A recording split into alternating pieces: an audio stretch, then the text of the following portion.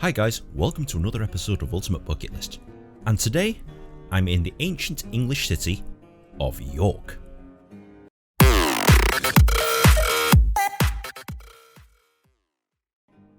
York, one of the most ancient and fortified cities in England.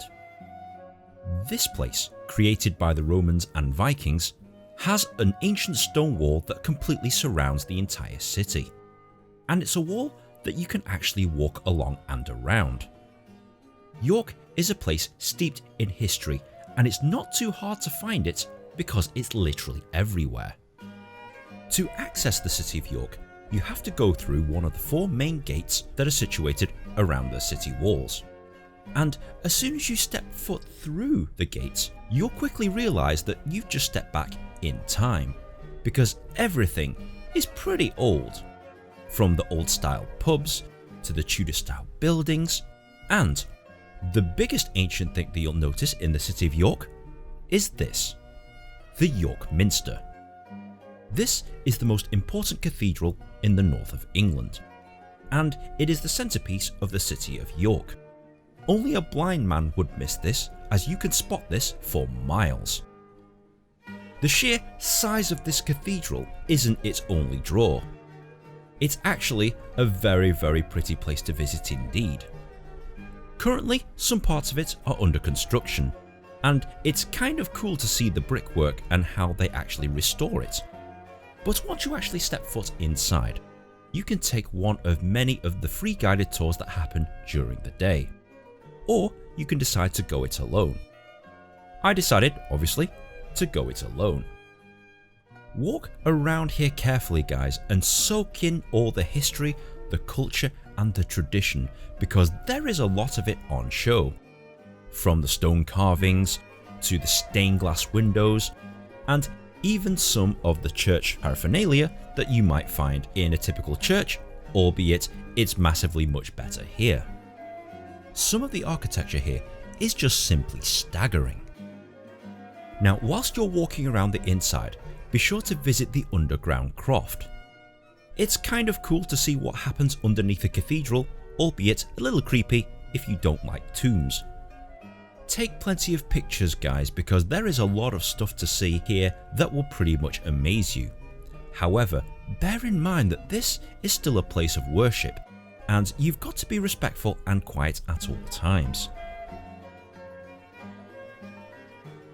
Once you leave the Minster, you'll quickly be greeted by a series of ancient streets. These are known as the Shambles, and you'll know that you're on them because you literally feel that you've stepped back in time into the Middle Ages. The shops are tiny, the buildings are ancient, and it's pretty cool to wander into the shops and see what sort of weird and wonderful things and weird and wonderful people that you might find here on the Shambles. And it's cool to go shopping for that niche gift idea to take home with you. Sword or a piece of armour or something like that, I don't know.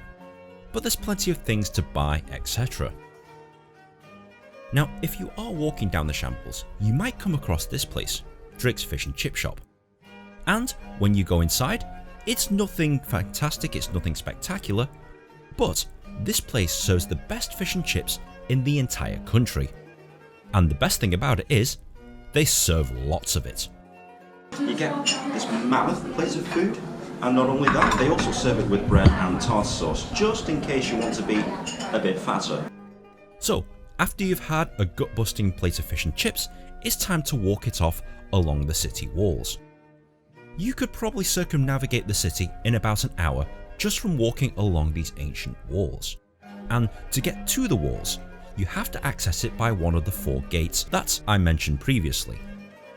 They all have staircases that will allow you access to the walls free of charge. And unfortunately, it does get a little crowded with tourists sometimes, but so long as you're patient, this shouldn't really pose you a problem.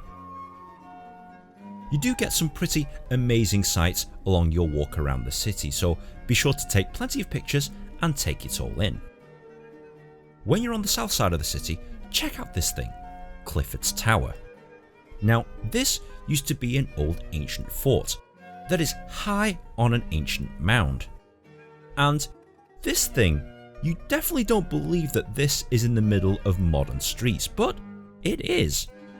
It's actually kind of a cool building, although having said that, if you go inside, there's really not that much to see. If you are on a budget, be sure to walk up the staircase, have a look from the view at the top of the staircase, and don't actually go inside. You're not actually missing all that much. But it's still a pretty cool building. Overall, York is a fantastic historical city, and if you like English history and culture, this is perfect. Definitely add this to your bucket list. Okay Nin, I'm sold. What do I need to do? Well, you need to get here to the city of York.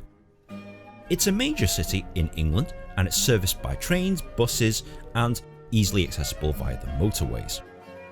Car parks are always cheaper outside of the city walls.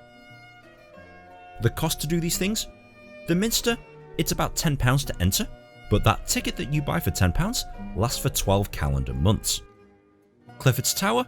Not great, it was £8 and you really don't get much for your money.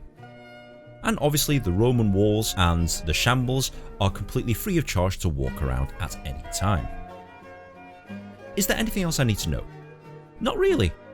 York is a fantastic city, and if you do like history and culture, and if you're a typical American who likes English historical things, this is perfect for you. If you found this video at all helpful, please be sure to like, share and subscribe.